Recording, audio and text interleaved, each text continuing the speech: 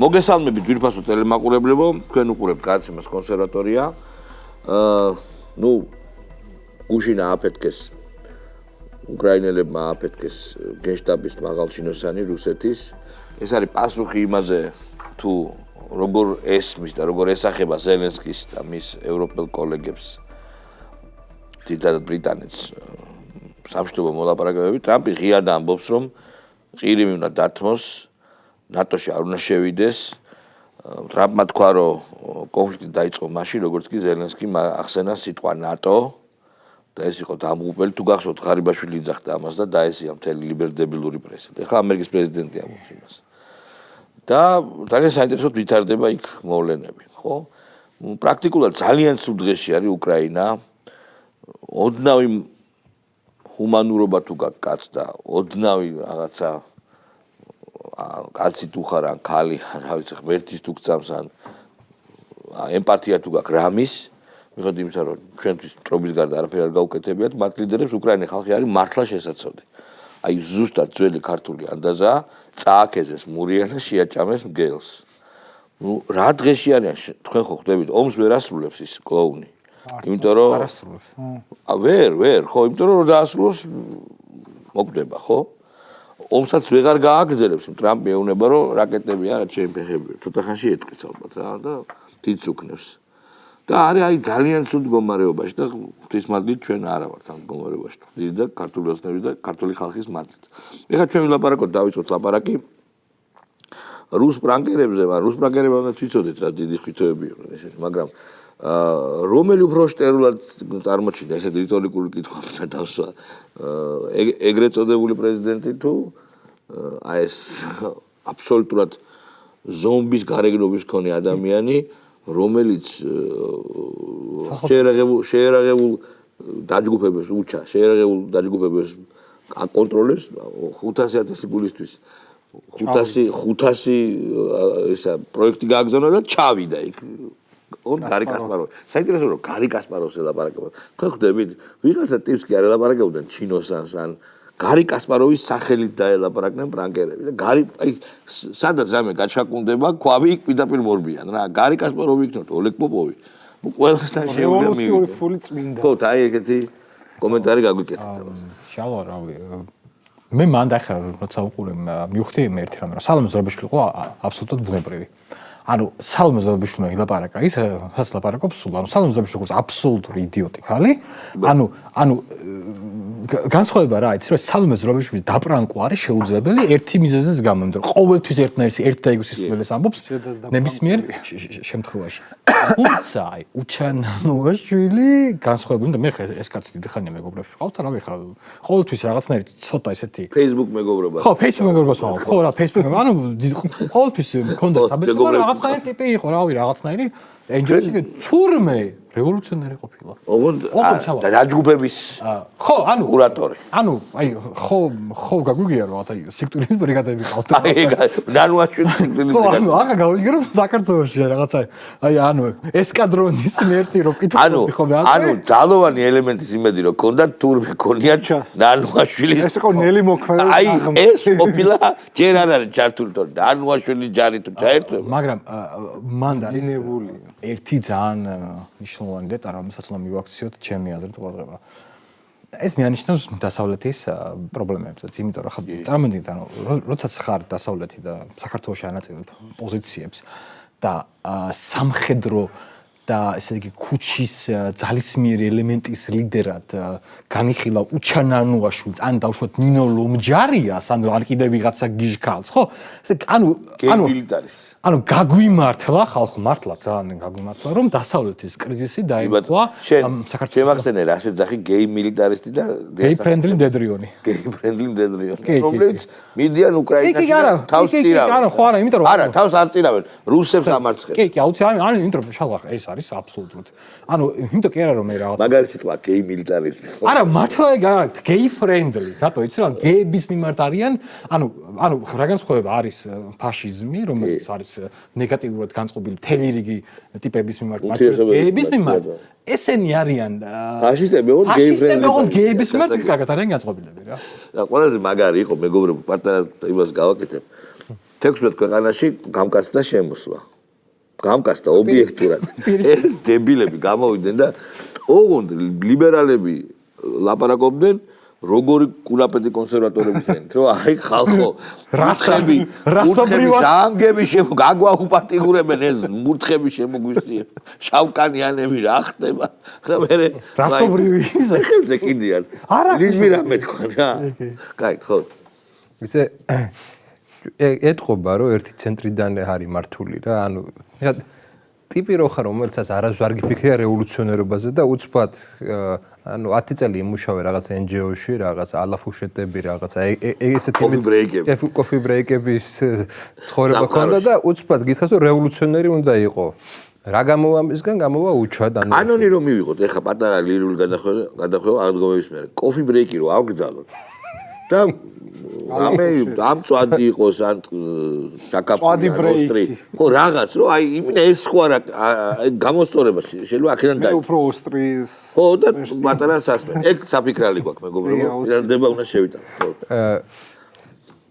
სერიოზულად რო ავიღოთ, არის ის რომ ნუ ჩააბარეს რა ამ ადამიანებს ის საკითხი რაც მათ არ ეხერხებათ. არ ეხერხებათ და მორჩა გათავდა არ არის ეს ბათი. ამიტომაც არის ის რომ ისე ზოგადად რევოლუციას მე რო ვიცი რომ ახასიათებს კონსპიროლოგია ერა ხიათ ვიღაცებს არ ესაუბრები რა. თუ ესაუბრები რა დაფინანსებაზე ამას ჩააბარეს თორე არტისტებმა დალეწეს კრამიტები რა. არა, არტისტები კიდე სხვა საქმეა მაგრამ ისე ვის ჩააბარეს მოდი კიდე ერთხელ ამას უჩანანუაშვილს ვიღაც სახიობებს გაუგებარი მე არ უნდა შეურაცხყოფა მოყანო ის პატარა რო არის სქესი არ ვერ ხვდები ვინ არის ეს ხუთი კოლონი ხო იყო რა ხო აი ვიღაცა გაურკვეველ ადამიანებს შიზოიდებს აი ნერვული ტიკები რო აქვს ფსიქოპატებს ოღონდ გეიფრენდლი ფსიქოპატებს თქო აი მართლა დეკადანსია დასავლეთის ძალიან სერიოზული და ეთყობა რომ ცენტრი ვეღარ ახერხებს რაღაცების მართვას ვეღარ ახერხებს აი იგივე რაზეც საუბრობდით უკრაინაში იმის მიუხედავად რომ ფაქტია ტრამპს უნდა ამ ომის დასრულება მოდი ისას ვთქვათ დაპირება აქვს მოდი ისას ვთქვათ რომ ტრამპი ჯერჯერობით ვერ ასრულებს ამას და შეუწყვითოს იარაღის მიწოდება უკრაინას და პუტინი დაასრულებს ეთყობა შიგნით აქვს ეს პრობლემა და ეთყობა არის ის რომ ფრად ისე დალაგებული არაა სიტუაცია თვითონ ამერიკის შეერთებულ შტატებში რომ ესე მისცეს რომ ესე ერთი ხელის მოსვლით გადაწყვეტეს ჩანს ახლა სულ სხვანაირად იქნებოდა ხა წარმოვიდგინეთ 90-იანი წლების ამერიკა ხო შეიძლება იქ სხვანაირი პრეზიდენტიც იყო მაგრამ ის აკეთებდა თავის სახით დრევამოსილებით ვერ შეედრება და რუსეთი საოცრად სუსტი იყო და ამის გარდა არის ერთი მნიშვნელოვანი მომენტი ჩვენ კონტექსტში რაც ესე იგი მუშაობს რა ეს არის ის მომენტი როდესაც უბრალოდ სკერზე დაიცვა და დავიწროვდა ზოგადად საჯარო ეს დისკურსი, საჯარო ეს განხილვები, საჯარო თემები და აი თავარია რამოდენიმე კამერა იღებდეს რაღაცა 50-100 კაცს რუსთაველზე, რომ შეკრა გადავკეტეთ ქუჩა. შეკრა რამდენი წესრიგი რა? 175 დღე. და ეგ ცუდი პიარი რო არის ხო ხდები უკვე. ჩვენ კი ხდებით, მაგრამ ისინი რატო ვერ ხდებიან? ხო. ხო, ცუდი პიარი არის, მაგრამ ეს არის დიდი დეკადანსი რა, დასავლეთის და პრინციპში ეს იმაში ჩანს რომ აი თვითონ ეს გახლეჩილობა რა ევროპასა და აი ტრამპის ადმინისტრაციას შორის ესეც აჩვენებს იმას რომ ერთიანი ორგანიზმი აღარ არის რა როგორც იყო აი თუნდაც ამ 90-იანებში როცა უკუიამა გამოდიოდა რომ დამთავრდა და ლიბერალური დემოკრატები გავხდებით ყველა და ასე შემდეგ მაგრამ ასე არ მოხდა და თვითონ ხა ის ფაქტი რომ უჩანანუაშვილი რაღაცა ხო ხა შეიძლება ის გარი კასპაროვთან ეს იყო მაგრამ აი წმინდა აი მეთოდოლოგიურად აიღეთ რა რაც ხა ჩვენ საკმილო ჩაგვიგდეს და ჩვენი ქვეყნისთვის ეს გამოვიყენეს საინფორმაციო ომში ნინო ლომჯარია რომელიც უჩანანუაშვილის მსგავსად არის სახალხო დამცველი რომელიც ხალხი უნდა დაიცვას ხელისუფლების პოტენციური ოპრესიისგან გამოდიოდა და ამბობდა რომ ჩვენ ბომბების წვიმა გვირჩევნიაო ანუ ეს რას ნიშნავს რომ ჩვენ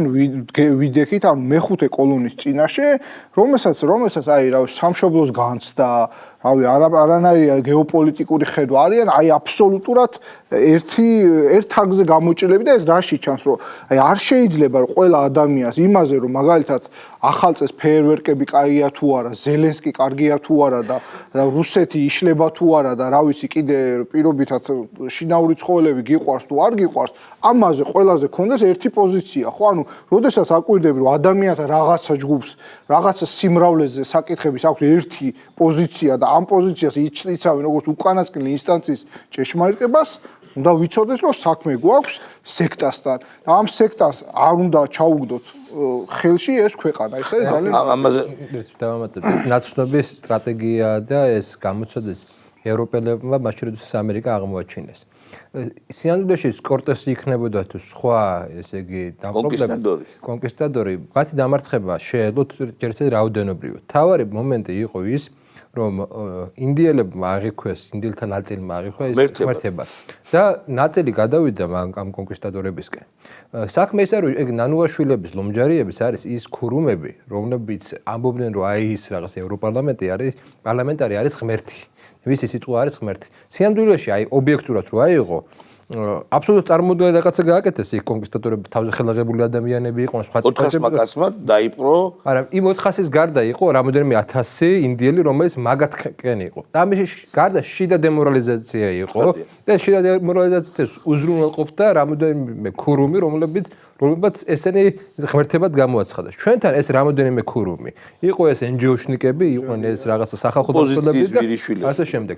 ამიტომ ეს არ არის რაღაცა ახლად მოგვილი სქემა, ეს ძალიან ძველი სქემა და ამიტომ აქ ამ ყველა თეთრი ადამიანის წინაშე კი ბატონო. რელიგიური შინაარსი. ინდოეთს როგორ მართავდა ამ ხელა ერთი ბეწო ინგლისი მართავდა სითხები ერქვა, ხო? მეგონი თუ სითხები, გურები თუ ძირითადად ჯარი იყო ინდოელები, ხო?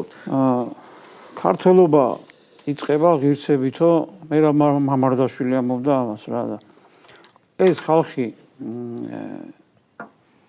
უღირსი ხალხი არის, მოდი ესე პირდაპირ ვთქვათ რა. ეს ხალხი ჩვეულებრივად არის დამოკიდებული სხვა ქვეყნის წარმომადგენლების ფულზე. შესაბამისად, როდესაც სხვაზე ხარ დამოკიდებული, სხვის ფულზე ხარ ჩამოკიდებული ამდენი წლების განმავლობაში, აღარ შეიძლება რომ შენი ლაპარაკო რაღაცა დემოკრატიაზე, ქვეყანასთან დაკავშირებით რაღაცა თუნდაც სხვა პლატფორმაზე გადახვიდე დამოუკიდებლობაზე და ასე შემდეგ. ანუ პირდაპირ გვაჩვენებენ რომ ეს ხალხი არიან დამოკიდებულები და ჩვენ რაღაცა მეინსტრიმ მედიების საშუალებით გვეთამაშებიან და გვატყუებენ. ეს ჩვენ ხო აქამდეც ვიცოდით, ვამბობდით, ხედავდით და საზოგადოების დიდმა ნაწილმაც ასე იცოდა. მაგრამ ეხლა ანუ უტყუარი მტკიცებულებები თვითონ დადეს ერთმაც, სალომე ზურაბიშვილმაც და მეორე იმ უჩან ანუაშვილმაც, რომ ფულები რაღაცა შემოდიოდა USAID-ის მეშვეობით გვაძლევდნენ, ამის მეშვეობით, იმის მეშვეობით. კანონის მერე გაჭირდა. ახ გამჭირვალობის კანონის შემდეგ რაღაცა პრობლემები შეიქმნა. მაგრამ არა უშავს. თურმე საჭირო ყოფილა. კი, რა თქმა უნდა, ესეც ერთგვარად დაადასტურეს. ასევე დაადასტურეს ის, რომ აგერ ერთი ფაქტი თურმე ის, რომ ევროპაო შეგვპირდაო ჩვენო ფულსო, მაგრამ იმპულსო ხელისუფლებისთვის რა უნდა მიეცაო, მაგრამ იმასო არ გვაძლევს რამდენი ხანი არ მოუწია. ერთი ფაქტის დაადასტურეს, რომ იმ ევროპელებს თავისი ინტერესებიდან გამომდინარე ბოდიში მომითხოვია და სულ ფეხებზე კიდიათ ოპოზიციაც, ხალხიც და საქართველოს და ნებისმიერი ქვეყანაც. ანუ ესენი იმდენსაც ვერ ხვდებიან, რომ იმას როცა დაჭირდებათ ხელისუფლებაში იქნებიან თუ ოპოზიციაში, მაშინ მოატყუებენ და მაშინ გადააგდებენ, მაგრამ სხვა გამოსავალი არ აქვს. ხო წარმოიდგინეთ, უკვე ჩამოყალიბებული აგენტები არიან და ისინი მოატყუებენ თუ რას უზამენ, ფულს არ მიცემენ. აბა კარგი ბიჭები და გოგოები არიან, ხმა მოიყონ და რაიმე ზედმეტი თქვან. ო გაშიფრული აგენტია ეგ თან. ესენი უკვე ჩვეულებრივად თავიანთავი გაშიფრეს. დადეს ფაქტები იმ ადამიანებისთვის კიდევ აი ვისაც აქამდე არ ჯეროდა რომ ესენი იყვნენ აგენტები. თქვენს რომ კი ბატონო ჩვენ ვართ აგენტები, ჩვენ გვაძლევენ ფულს და ეხლა რაღაც გაგვიჭირდა, არიქა დროზე ფული მოგვაშველეთ, რომ რაღაცა ფორმით ეს ვთქვათ ხელისუფლება ჩამოვაყირაოთ. ანუ ეხლა ამის ხარდამჭერებო პატივცემულო საზოგადოება, ქართველებო და საქართველოს მოქალაქეები. მოქალაქეებო. ამათი მხარდამჭერება, ოპოზიციის მხარდამჭერება და იმისა, რასაც ვისმენთ და რასაც უყურებთ მათი მხრიდან. ანუ რა გამოდის? თვითონვე ადასტურებენ, რომ ჩვენ ვართ აგენტები, ჩვენ ფულს ხვები გვაძლევენ და მოქმედებთ მათი კარნახით და მათი მითითებით. ანუ როდესაც თქვენ გველაპარაკებით, რომ რაღაცა ხელისუფლება უნდა შეიცვალოს, ესენი რაღაცა დემოკრატიაზე, მედასავლეთეობაზე და რაღაც ღირებულებებზე ლაპარაკობენ, ანუ ხო შეიძლება სულ პატარა დასკვნა გააკეთო, რომ ვერასოდეს ესენი გადაწყვეტილებებში ვერ იქნებიან მარტონი. ანუ მათ უნდა გადაწყვეტილებები მიიღონ ზუსტად ისე, რასაც უკანახებს ფულის მიმცემი. ფულის მიმცემების დაახლოებით უკვე ვიცით, ხო? აგერ შვედეთი აქტიურობს, საფრანგეთი აქტიურობს და ასე შემდეგ, ასე შემდეგ. ანუ ისინი რასაც ეთყვიან, იმას გააკეთებენ. თუ არ გააკეთებენ, ხო? ანალოგიური დატრიალდება მათ თავსაც. ანუ ჩვეულებრივად დაულაგებენ მასალებს, კიცებულებებს, რომ თქვენ იყავით ჩვენი აგენტები და ასე შემდეგ, ასე შემდეგ. ანუ სულ არეულობა და უბედურობა უნდა იყოს ქვეყანაში. თქვენ მხარს უჭერთ ქვეყნის არეულობას და თქვენ მხარს უჭერთ უცხო ქვეყნის აგენტურას, რომლებაც გარდაულად უნდა დაიწყონ ომი საქართველოში. აბა რატო უხდიან ფულს? არაფერი. გარდაულად უნდა, ანუ ეს რა ხალხია, იცი რომ აი მაგალითად იმისათვის რომ საქართველოს ჩვენ შევინარჩუნოთ, იმისათვის რომ მართლმადიდებლობა შევინარჩუნოთ, აუცილებელი კომპონენტია რომ ქართული ენა უნდა დავიცვათ, ხო? ამაზე ორი აზრიც არ არსებობს. და ვის გეიმედებათ, ვინ გეიმედებათ, ვინ უნდა დაიცვას ქართული ენა, რომლებიც მომხრეები არიან, რომ ანუ იმ ხალხმა რომ სალომე ზურაბიშვილი არის ძალიან კარგი მცოდნე ქართული ენა. სახელმწიფო ენა რომ ინგლისურად უნდა და ოჯახში რომ შვილებს რომ ინგლისურად ელაპარაკებიან, იმ ხალხმა უნდა დაიცვას ქართული ენა. სალომე ზურაბიშვილი ისე რომ იცოდეს საზოგადოებამ 2005 წელს რომ საგარეო საქმეთა მინისტრი იყო, ოფიციალურად 15,000 ევროს იღებდა საფრანგეთი და ხელფასის სახით. მაშინაც კი სალომე ზურაბიშვილი არის ოფიციალური აგენტი. არა, აგენტზე მეტია. მე მგონი აგენტზე მეტია. არა, ჩვენ ახლა შევაფასოთ. აგენტი, ანუ როგორია იცი? არის როგორც ქვეყნის მოღალატე შეიძლება თქვა შევაფასოთ, მაგრამ რაც დადასტურებული ფაქტია, მოდი არ ვთქვათ ის, რომ რაც არ არის დადასტურებული. ანუ ის არის ოფისში აგენტზე მეტი. არა, როგორც ოფიციალურად მუშაობდა სპეცსამსახურებში თანამშრომლობდა საფრანგეთის ოფიციალურად მის თანამდებობა ითვალისწინებდა ქვეყნის საგარეო საქმეთა მინისტრი იყო საქართველოში და ოფიციალურად 15,000 ევროს იღებდა საფრანგეთის სახელმწიფოსაგან. ანუ ჩვეულებრივი აგენტები არიან ეს ხალხი. ამას მხოლოდ და მხოლოდ მე ვფიქრობ, რომ ჭირდება სახელმწიფოს რაღაცა ნელ-ნელა როგორღაც იქნება სახელმწიფო გადადის და გადავა, უფრო მოქნილი გახდება ამ გაჭირვებაში და ამდენ შემოტევაში და ამ ყველაფერს პასუხი უნდა გაეცეს კანონის შესაბამისად. ანუ იმ ფონზე, როდესაც უკვე საზოგადოებამ და ქართველმა ხალხმა ჩათვალა, რომ ქართული ხელისუფლება თავისი ქმედებებით იცავს ქვეყნის სუვერენიტეტს. მეგობრებო, ეს აისახება აგერ რეიტინგებზე, ეს აისახება ოპოზიციონერების ქცევაზე, ქუჩაში გინდა. მეგობრებო, ასევე ძალიან მნიშვნელოვანი ყურადღება მინდა მივაქციოთ სოფლიოში სხვა მოვლენებს, რომლებიც განვითარებულ სხვა მოვლენებს. მაგალითად, ძალიან კარგი მოვლენები ვითარდება ამერიკის შეერთებულ შტატებში, ამაზე ვთქვათ. ბევრი კარგი მოვლენაა. მაგალითად, ტრამპი უტევს ჰარვარდს. ავით ვინც არ იცით, ჰარვარდზე მაქვს საკითხული, ჰარვარდი ვიცით რა არის, ჰარვარდი არის უელიტურესი სკოლა როგორი ელიტებისთვის, იცი? ჰარვარდში არსებული საიდუმლო ეგრეთ წოდებული ეზოთერიული კლუბები შტამპავენ პრეზიდენტებს, გენერალურ პროკურორებს, ბიზნესმენებს და ეს არის მმართველობითი ელიტა. Deep State რაც ქვია რა, ეს არის რა. ჰარვარდი არის უზრუნველყოფი. ტრამპი უტევს და დაფინანსებას უჩერებს და ეომება პირდაპირ რა. და ასევე მიიღო კანონი, ფულს უნდა გავყეთო ის სენატორი რომ ამბობდა. თავის ქვეყანაში კარგად მიყვება ფულს და სხვაგან არ უნდა რომ სხვა ქვეყნის ხელისუფლებები მიყვნენ. და ფულს უნდა გავყეთო და ვნახოთ რომ ვინ აფინანსებს გარდა სახელმწიფოს, ვინ აფინანსებს ამ სტუდენტებს, რომლებსაც ბრალი დაძდეს ძალიან საინტერესო რაღაცაში. ეს არის იუდოფობია. ეს არის ებრაელების ზიზღი და დასავლურ სამყაროში ძალიან სერიოზული ბრალდებაა. ეს ალბათ პალესტინების მხარდამჭერ აქციებზე იყო, რომ ებრაელი სტუდენტების მე მგონი იძალადეს კიდეც მათზე და მას მნიშვნელობა არ აქვს. ცხადია ტრამპს რაც უნდა.